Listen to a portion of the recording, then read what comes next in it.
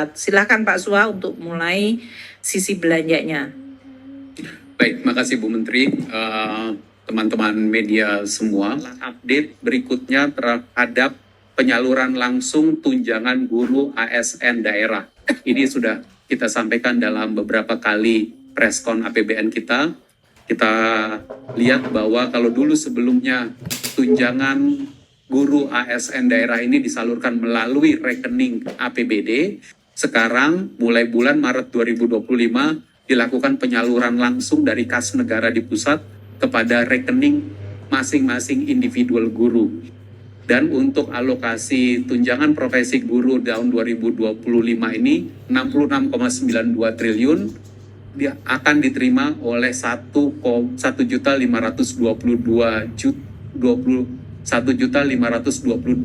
guru lebih, guru penerima TPG. Dan untuk penyaluran tahap pertama sudah disalurkan sebesar 14,75 triliun untuk 1,26 juta guru. Sisanya sekitar 261.000 guru lagi akan kita selesaikan pada bulan ini. Dan dengan dia sudah selesai, maka nanti penyaluran tahap keduanya yaitu pada bulan mulai di triwulan kedua akan bisa dilakukan dengan lebih cepat. Penyaluran tahap 2 sampai dengan tahap 4 dengan kita telah memiliki rekening guru, nama guru, rekeningnya masing-masing, maka penyaluran di mulai triwulan 2 nanti, penyaluran tahap 2-nya akan bisa dilakukan dengan jauh lebih cepat lagi.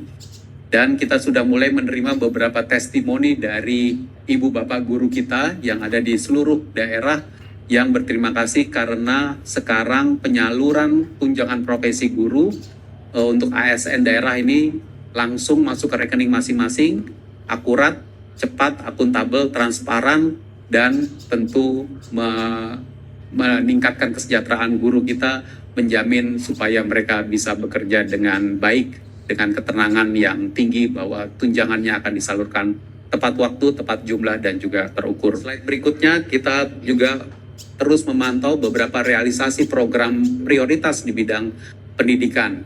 Mungkin dari waktu ke waktu akan kami update. Di sini kita update tentang sekolah unggulan, anggaran sebesar 2 triliun rupiah untuk pembangunan 4 SMA unggul Garuda. Dan saat ini juga kita akan mengembangkan dana abadi SMA unggul tersebut.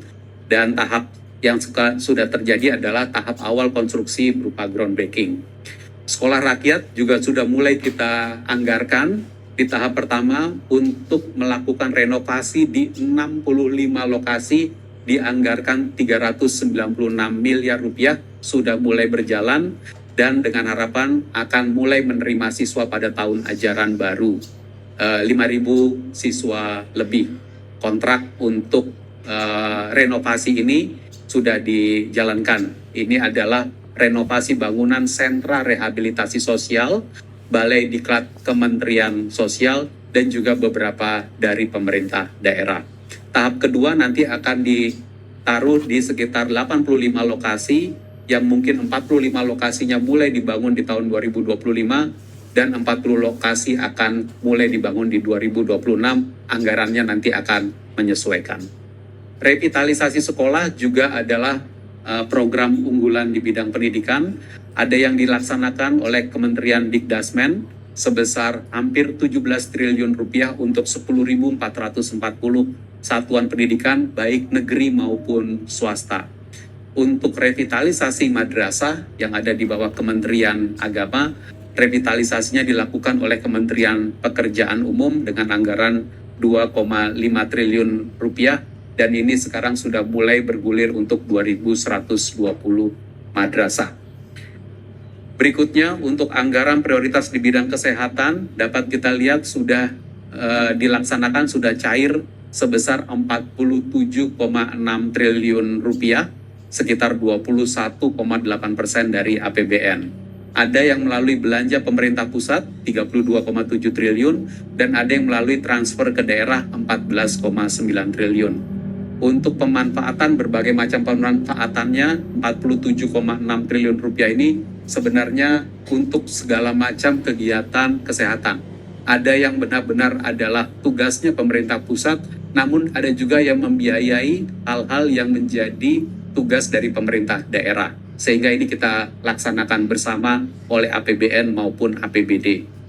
Untuk beberapa detailnya mungkin kesehatan ini termasuk bantuan iuran untuk jaminan kesehatan nasional 15,4 triliun, membayari 96,7 juta warga kita, pemberian vaksin imunisasi, pemberian makanan tambahan untuk 12.000 lebih ibu hamil dan juga 27.000 lebih balita kurang gizi. Pemberian makanan gizi gratis tadi juga sudah kami sampaikan, itu sebagian dihitung sebagai anggaran kesehatan. Jaminan kesehatan untuk ASN, TNI, Polri, penerima pensiun dan juga veteran, dan juga yang melalui DAU bidang kesehatan serta bantuan operasional kesehatan sebesar 9,9 triliun rupiah untuk 10.161 puskesmas. Beberapa waktu yang lalu kita terus mengupdate program pemeriksaan kesehatan gratis PKG. Sekarang yang sudah mengakses adalah 4.265.000 pendaftar lebih. Kalau kita lihat, karena ini dimulai dilakukan pada bulan Februari, kita lihat terjadi peningkatan terus dari sejak bulan Februari, Maret, April, jumlah peserta PKG yang ada di grafik di sebelah kanan atas itu. Dan tentu kita harapkan ini akan pemeriksaan kesehatan gratis akan terus digunakan oleh seluruh masyarakat Indonesia. Yang terbesar penggunanya adalah kelompok dewasa 25 sampai dengan 59 tahun. Kelompok umur produktif yang mendapatkan pemeriksaan kesehatan gratis. Dan ini akan sangat baik dilakukan di 9.346 puskesmas di seluruh Indonesia. Berikutnya, kami akan menyampaikan realisasi transfer ke daerah. Sampai dengan akhir April telah ditransfer sebesar 259,4 triliun rupiah dari APBN ke APBD, dan ini adalah 28,2% dari total pagu APBN untuk transfer.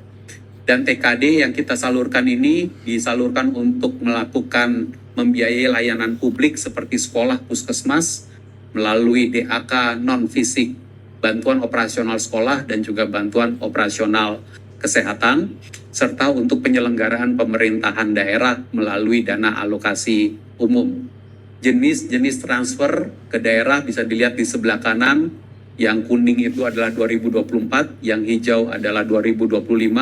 Kita lihat mayoritas dari seluruh transfer ke daerah di bulan April 2025 lebih tinggi dibandingkan di bulan April 2024. DAU 153,3 triliun lebih tinggi dibandingkan tahun lalu.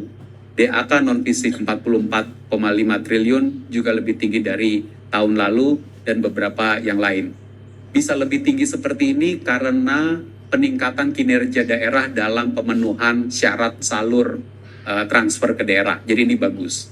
Sementara untuk realisasi DBH terlihat sedikit lebih rendah karena ada perubahan skema penyaluran yang lebih disesuaikan dengan tren belanja APBD dan juga simpanan pemerintah daerah di bank. Sebagian dana TKD belum ada realisasi karena belum terpenuhinya persyaratan penyaluran atau belum masuk ke dalam jadwal penyaluran. Karena itu Kementerian Keuangan akan terus bekerja dengan seluruh Pemda untuk menjalankan penyaluran dana transfer ke daerah ini.